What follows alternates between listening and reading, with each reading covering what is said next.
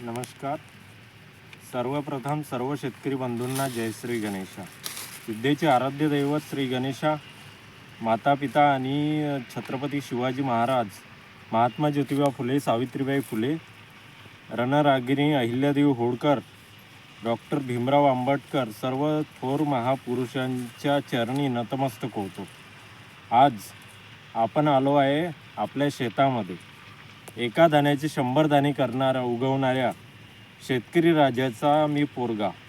आज पण दुर्दैव असे की जो शेतकरी संपूर्ण देशाकरता पिकवतो त्याच्या नशिबी येते काय तर काटामारी, सरकारी धोरण, लूट, व्यापारी लूट. साधारणपणे या जमिनीत बियाणे पेरल्यापासून तर काढणीपर्यंत येणारा हा खर्च दानशूर शेतकरी अनेक आसमानी सुलतानी संकटाला सामना करत सामोरे जात असतो. या शेतकरी बंधूंना हा शेतकरी बंधू एवढी देवाची पूजापाठ करतो की जेवढी पूजापाठ देशाचा पंतप्रधानसुद्धा करत नसेल तरीसुद्धा या शेतकऱ्याच्या चरणी आजही निराशा दडलेली आहे. आम्हाला आमच्या पिकविलेल्या शेतीमालाचा भाव ठरविण्याचा अधिकार नाही. साधारण महायुती सरकारने 1 वर्षापूर्वी निवडणुकीच्या तोंडावर घोषणा केली होती की आम्ही सत्तेमध्ये बसल्याबरोबर तुमचा 7/12 कोरा करणार. 7/12 कोरा कोरा कोरा असे म्हणणारे देवेंद्र फडणवीस आज कुठल्या बिळात लपले आहे ते काही जनतेला समजून राहिलेले नाही. विसर पडल्याने संपूर्ण शेतकरी बंधूंना एकजूट करत 200च्या वर सभा घेत आदरणीय बच्चूभाऊ कडू आणि प्रहारच्या सर्व टीमने अन्नत्याग आंदोलन, मोजरी पायदळ यात्रा 138 किलोमीटरची, आमदार घरासमोर टेंबा आंदोलन अशा अनेक आंदोलनातून शेतकरी प्रश्नावर सरकारचे लक्ष वेधण्याचे काम बच्चूभाऊ कडू आणि अनेक शेतकरी नेते यांच्या माध्यमातून मंडळींनी प्रयत्न केले. 27 ऑक्टोंबर 2025 बेलोरा ते वर्धा, 28 ऑक्टोंबर 2025 वर्धा ते नागपूर, जामठा येथे महाएल्गार आंदोलनाची धार तीव्र होत होती. नागपूर ते वर्धा, नागपूर ते मुलताई असे 4ही पदरी चौफेर रस्ते पूर्ण जाम झालेले होते. ट्रॅक्टर आंदोलनाच्या आणि शेतकरी आंदोलकांच्या येण्याने ब्लॉक झाले.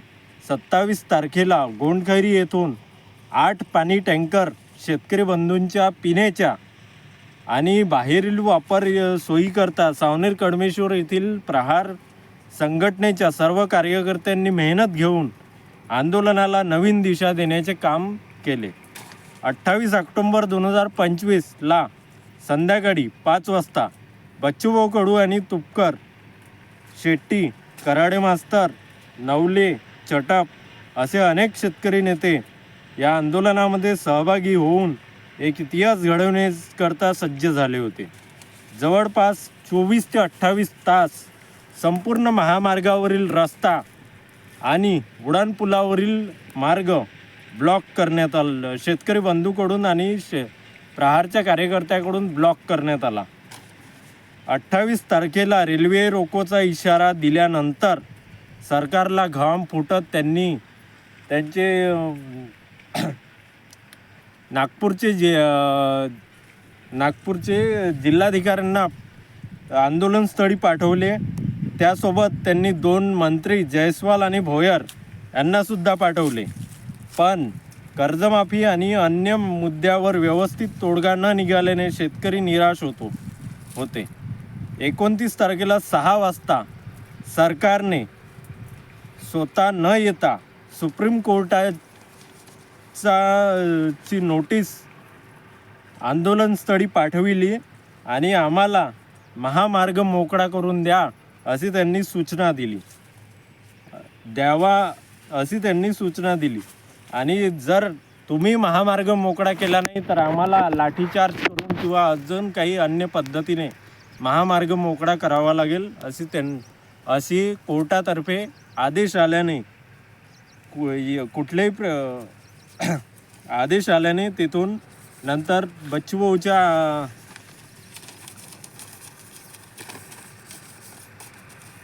बच्चूभाऊ आणि शेतकरी नेत्यांसोबत चर्चा झाल्यानंतर त्यांनी जेलभरो आंदोलनाचा इशारा सरकारला दिला.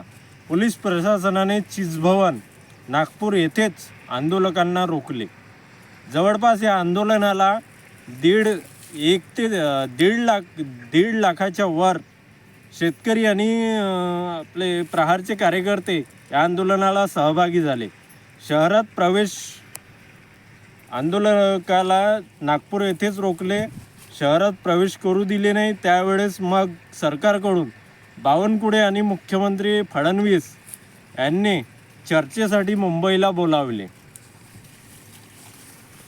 27, 28, 29 असे 3 दिवस शेतकरी आंदोलकांची संख्या ही 1.5 लाखाच्या वर जवळपास होती. राहण्याची सोय नव्हती, खाना व्यवस्था नव्हती. तरीसुद्धा आरपारची लढाई म्हणून सर्व शेतकरी बांधव आपल्या ट्रॅक्टरमध्ये खाण्यापिण्याची व्यवस्था, फायलरमध्ये खाण्यापिण्याची व्यवस्था, अशा पद्धतीने ते सर्व या आंदोलनामध्ये दटून राहिले. पण वरुण देवतेची कृपा 3 दिवस ठीक राहिली आणि त्यानंतर 3 दिवसाने 29 तारखेला पाणी आल्याने पावसापासून बचाव करता शेतकरी बंधू विस्कटला. कारण या आंदोलनस्थळी हे संपूर्ण आपल्या खुल्या आसमानाच्या खाली हे 3 दिवस आंदोलन चाललं. 29 तारखेला पाणी आल्याने पावसापासून बचाव करण्याकरता कसाबसा शेतकरी कुठेतरी आश्रय घेण्यासाठी दटला. आणि तीच संधी साधत प्रशासनाने शेतकरी बंधूंना पाणी पिऊ न देणे, जेवण न देणे अशा अनेक समस्या उत्पन्न करून शेतकरी आंदोलकांची संख्या कमी करण्यास त्यांना यश आले. तरीसुद्धा उर्वरित शेतकरी बंधूंनी कर्जमाफी आणि शेतकरी कर्जमाफीचा निर्णय घोषित होईपर्यंत या आंदोलनस्थळी दटून राहिला. आणि या आंदोलनामध्ये 29 तारखेला जे आंदोलनासाठी जसं बच्चूभाऊला मुंबईला बोलावलं, आपला बैठकीकरता मुंबईला बोलावलं आणि या बैठकीमध्ये जवळपास 3 तास चर्चा चालली की तुम्ही कर्जमाफी कधी देणार, काय देणार, हे कर्जमाफीची तारीख तुम्ही निश्चित करा. जोपर्यंत कर्जमाफीची तारीख निश्चित होत नाही तोपर्यंत आम्ही आंदोलन तीव्र पद्धतीने चालू राहणार, अशी भूमिका सर्व शेतकरी नेत्यांनी आणि शेतकऱ्यांनी घेतलेली होती. आणि याच सर्व काय म्हणते प्रशासनाची कुठेतरी चूक मुख्यमंत्र्याला लक्षात आल्याने त्यांनी सरळ मग काय म्हणते कर्जमाफीचा निर्णय या संदर्भात 30 जून 2026 ही तारीख या कर्जमाफीच्या आंदोलनातून आपल्याला दिली. आणि हे 31 मार्च 2025 पर्यंत जे चालू रनिंग कर्ज आहे ते 31 मार्च 2025ला भरावं लागते. आणि 31 मार्च 2025ला जे भरण्यात येते ते कर्जमाफीच्या आपला कर्जमाफीमध्ये मोडू शकते. म्हणून बच्चूभाऊंनी पण 30 जून 2025 ही तारीख घेतली. आणि या आंदोलनातून आपल्याला साध्य काय झालं तर 30 जून 2026 8 महिन्यानंतरची तारीख आपल्याला मिळाली. जे शेतकरी जात धर्म पक्षात अटकले होते त्यांना एकजूट करता आले. सध्या सेटलमेंटच्या बातम्या जोर धरून शेतकरी बंधूंमध्ये दरार निर्माण करण्याचा प्रयत्न सोशल मीडियाद्वारे अनाजी पंथाची एक टीम आहे, त्या टीमकडून या सोशल मीडियाद्वारे शेतकरी बंधूंमध्ये संभ्रम निर्माण करण्याचं काम चालू आहे. आता 1992मध्ये सुद्धा शरद जोशी यांच्या आंदोलनामध्ये जेव्हा त्यांनी आंदोलन पुकारले होते, शेतकरी आंदोलन, तेव्हा त्यावेळेस सुद्धा BJPने धर्माचा अजेंडा घेत, त्यावेळेस BJPचे खासदार 2 खासदार होते. आज BJPचे खासदार 350+ आहे. तोच प्रयत्न आज सुद्धा या आंदोलनाला दडपण्याकरता BJPकडून किंवा अन्य पक्षाकडून होत आहे. तरीसुद्धा सर्व शेतकरी बंधूंनी आपल्या या आंदोलनाला पूर्ण पाठिंबा द्यावा आणि या आंदोलनाला मध्ये कुठल्याही प्रकारची सेटलमेंट किंवा कुठल्याही प्रकारचं काहीच झालेलं नाही. आम्ही स्वतः या आंदोलनामध्ये सहभागी होतो. प्रत्येक सावनेर कडमेश्वरमधून नाही काही तर जवळपास 200+ कार्यकर्ते या शेतकरी प्लस कार्यकर्ते या आंदोलनाला सहभागी होते.